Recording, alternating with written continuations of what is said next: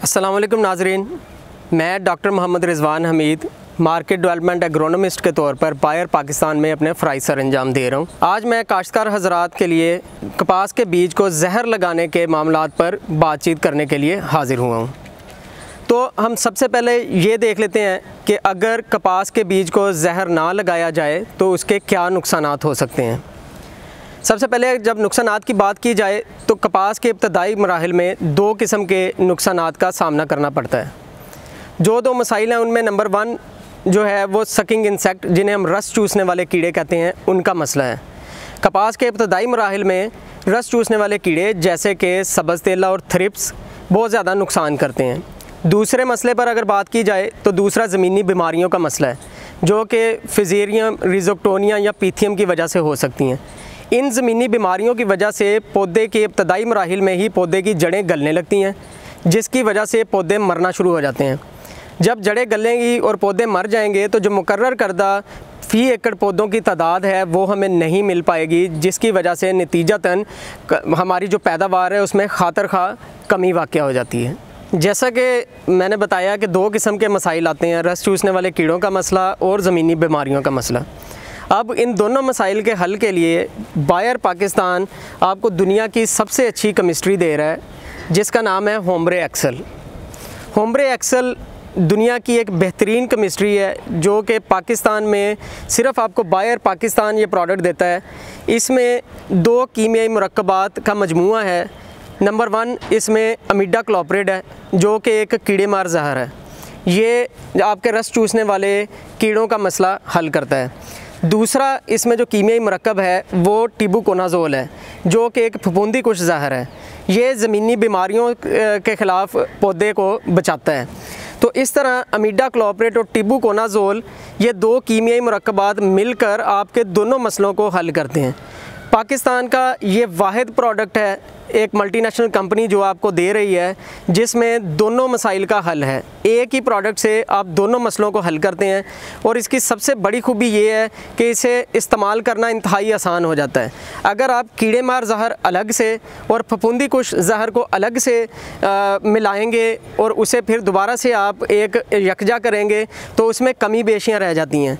ये होम्ब्रे के केस में नहीं होगा। इसमें आप एक ही दवाई को एक ही वक्त में आप जो है महलूल तैयार करेंगे और बासानी तरीके से आप जो है अपने बीज को लगा सकेंगे और अपने दोनों मसलों को हल कर सकेंगे।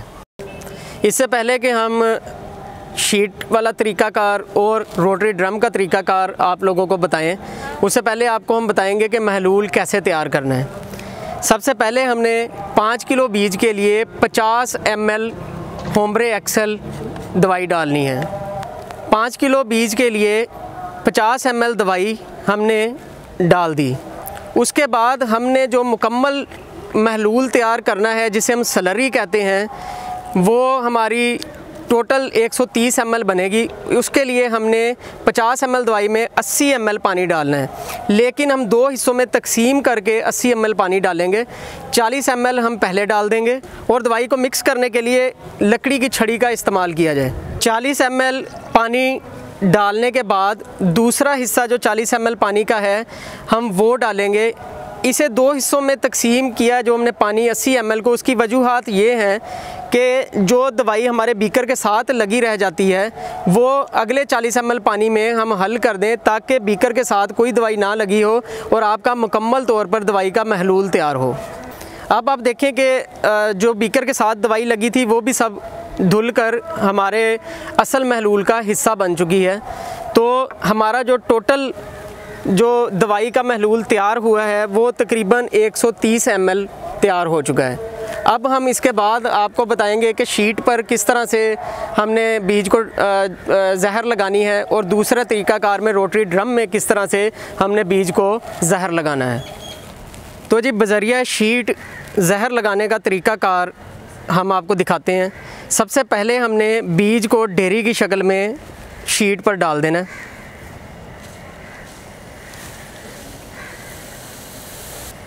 अब इस डेयरी पर हमने जो है अपना तैयार करदा जो महलूल है होम्ब्रे एक्सेल और पानी का, वो हमने दो हिस्सों में तकसीम करके डालना शुरू करना है। सबसे पहले आधा महलूल जो है वो इस डेयरी पर डाल दें। और महलूल डालने के लिए इसे थोड़ा इस तरह से फैला कर डालें ताकि हम जब उसे मिक्स करें तो यकसा दवाई जो है वो बीजों पर लग जाए। अब हम शीट को अच्छी तरह से हिलाएंगे ताकि दवाई जो है वो बीजों पर लग जाए। अब हम जो हमारा बकिया महलूल है, आधा जो हमने छोड़ा अपने बीकर में, वो हम बीजों पर डाल देंगे और उसी तरह आधा महलूल दोबारा डालने के बाद हम शीट को हिलाएंगे।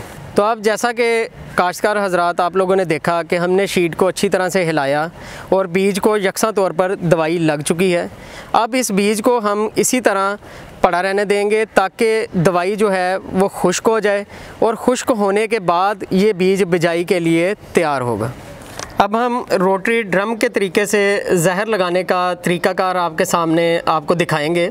सबसे पहले हमने इस रोटरी ड्रम को अच्छे तरीके से साफ़ किया है और उसे खुश्क कर लिया है। ये बहुत ज़रूरी है कि जब भी आप अपने बीज को जहर लगाने के लिए रोटरी ड्रम में डालने से पहले उसे अच्छी तरह साफ़ करें और खुश्क कर लें।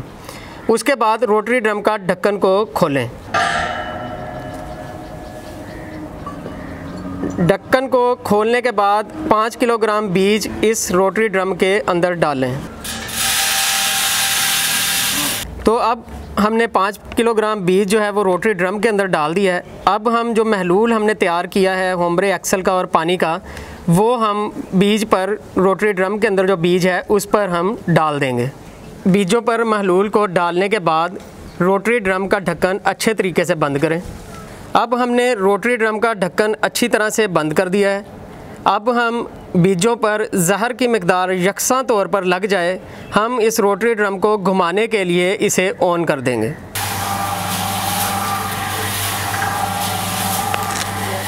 अब हम रोटरी ड्रम को खोलेंगे। रोटरी ड्रम खोलने के बाद हम बीज को शीट पर डाल देंगे। अब हम देख सकते हैं कि दवाई जो है वो तमाम बीजों पर यकसा तौर पर लग चुकी है। अब इस बीज को खुश्क होने के लिए शीट पर पड़ा रहने दें और खुश्क होने के बाद ये बीज बिजाई के लिए तैयार है। मैं उम्मीद करता हूँ कि तमाम काश्तकार हज़रात ने हमारे इन मुफीद मशवरों से भरपूर फ़ायदा उठाया होगा और मुझे इस चीज़ का यकीन है कि बहुत अच्छी पैदावार लेने के लिए कपास के काश्तकार बिजाई से पहले अपने बीज को ज़हर ज़रूर लगाएंगे। मज़ीद तफसीलात के लिए और मालूमात लेने के लिए आप बायर पाकिस्तान के लोकल नुमाइंदे से रब्ता कर सकते हैं। बहुत बहुत शुक्रिया।